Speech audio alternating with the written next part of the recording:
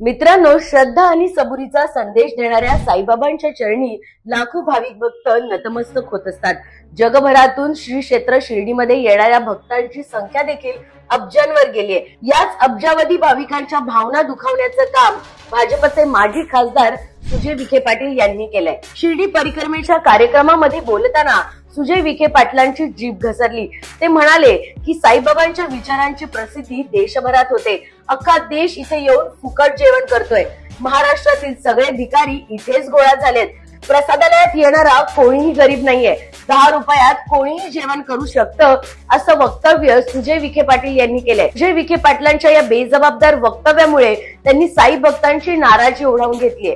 Social मीडियावर देखील त्यांच्या या वक्तव्याचा निषेध केला जातोय, तर यावर उलटसुलट प्रतिक्रिया भक्तांकडून देण्यात येत आहे। त्यामुळे श्रद्धा आणि सबुरीचा अनोखा संदेश देणाऱ्या साईबाबांच्या खऱ्या शिकवणीची गरज सुजय विखे पाटलांनाच आहे का, असा प्रश्न आता उपस्थित होतोय। कारण एका जाहीर कार्यक्रमात बोलताना त्यांनी जर सबुरी बाळगली असती तर आज जे महाराष्ट्रात त्यांच्या बेताल वक्तव्याचा निषेध केला जातोय तो झाला नसता। सगळ्यात महत्वाचं म्हणजे सनातन धर्मामध्ये अन्नदान हे सगळ्यात श्रेष्ठ दान आहे।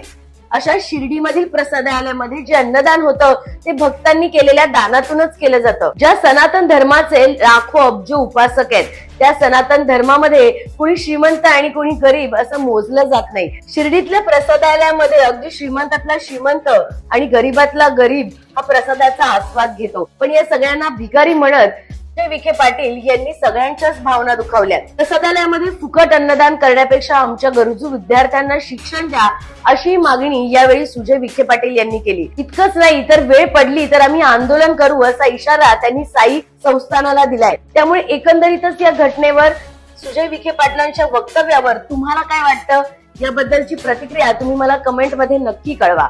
हा व्हिडिओ जर तुम्हाला आवडला असेल तर तो जास्तीत जास्त लोकांपर्यंत शेअर करा आणि माझ्या चॅनलला सबस्क्राईब करायला विसरू नका।